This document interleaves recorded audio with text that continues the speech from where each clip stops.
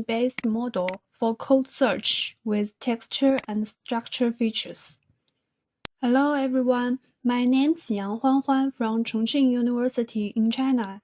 It's my pleasure to present our work, Two-Stage Attention-Based Model for Code Search with Texture and Structure Features.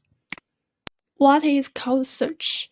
Code search is to find the code segments which meet the query requirements from the existing codebase. It can help developers improve work efficiency since actually most code can be found in the codebase. So the problem is how to judge whether the code meets the requirements or not. We need a code search model to do this work. First, input all the code and a query statement into the model. Then, the model calculates the correlation between each code and the query. Here, the lightwise represents how related the code is to the query. Finally, all the code are sorted according to their correlation to get the final recommended list.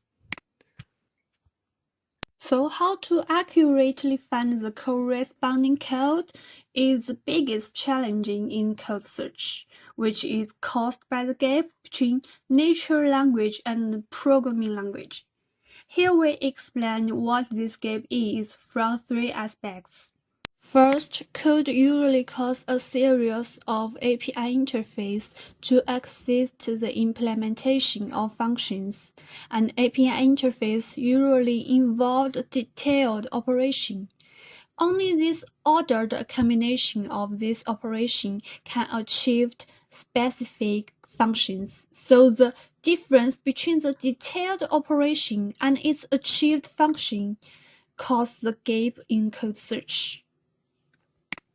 Secondly, developers always use many abbreviations and word combinations to represent an object. It's largely different from natural language. Thirdly, syntax in code is quite different from natural language, and the logic structure of the code is the key to the function. But it's difficult to describe or summarize the logic structure. So we need to design a network which could bridge the gap. We proposed a two-stage attention mechanism to solve this problem. It's a combination of two kinds of attention mechanisms. The first one is a traditional attention mechanism, which can remove some words without semantics and can return meaningful words in code and query statements. As shown, the blue dots in the figure represent the word in the query statements. The traditional attention mechanism allocates the weight according to whether it contains semantics or is important. Here, the weight is represented by the color saturation. The other one named call attention mechanism. It calculates the correlation between each query words to the code, and the highly related query words are assigned more weights. As shown, color of some query words gets more saturated since they are closely related to the code. Similarly, for the code, the color of some code words gets more saturated according to their high correlation with the query. Obviously, the code point of these two mechanisms is both of them are simple weight assignment. The difference is the traditional mechanism independently assigns weights. Its function is to ignore some unimportant word according to the code features characteristics or query's characteristics.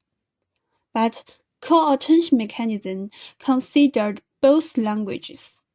Its function is to find the words in query and code which are related to each other.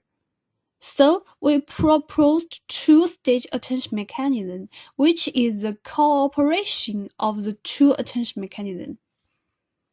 In addition to the two-stage attention network, we apply three textual features: tokens, method name, and API sequence. They are often used in code search. And a structure feature, abstract syntax tree. It is rarely used in code search, but we think it can help fully extract code information.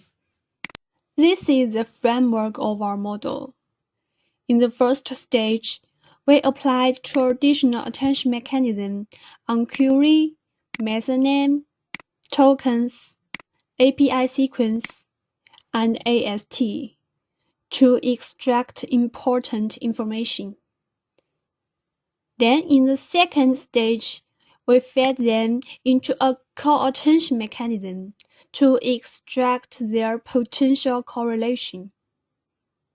Finally, we get two representative vectors. They represent code and query respectively. Their cosine similarity is considered as the correlation between the code and the query. Take code tokens as an example. In the first stage, attention mechanisms do the first weight assignments. Meaningless or unimportant words are almost deleted, since they get small weights, such as some stop words, number, or some forwards according to the language's grammar. Then they are fed into the second stage. Co-attention mechanisms do the weight assignment the second time. It computes each pair's correlation according to maybe they are the same or similar, or the modulars the two words have some potential correlation, or the one word is the other's abbreviation by some developers' habits. Words who get high correlation are assigned higher weights. And finally, they are used to compute the final representative vectors for code or query. Here we show two cases. On the left, most words of the code and query get high correlation, so their representative vectors may be closed in a vector space. So the code most likely corresponds to the query. And on the right, we give a negative case. As can be seen, only a few words are weakly related. So finally, the representative vectors can be far from each other. To avoid the bias, we do experiments on two datasets. Each dataset contains hundreds of thousands of code segments. We take 10,000 of them for test and the rest for train and validation. We choose success rate 1, 5, 10 and the mean reciprocal rank as the evaluation metrics. They are commonly used in code search. Next, we explain the advantages and the performance of TAP-CS through 4 experiments groups. The first research question is, can TAP-CS outperform the state-of-the-art models? We implement 4 baselines on 2 datasets, which have influence in code search. The results of TAP-CS are highlighted in red. It can be seen that TAP-CS's performance is better than the baselines on the same datasets. The second question is, does TAP-CS run faster than the state-of-the-art models? We test the average time for TAP-CS and baselines to complete a search for a query.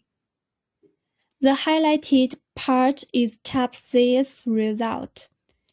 It is quicker than the first 3 baselines, but a bit slower than UNIF.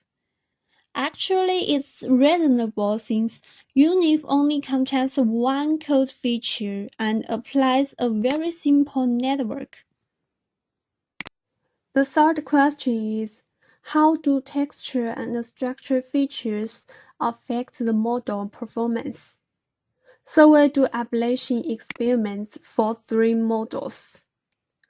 Results show that for the first baseline, structure feature improves its performance. So does the second model unit. And for our model type CS, without structure feature make it worse.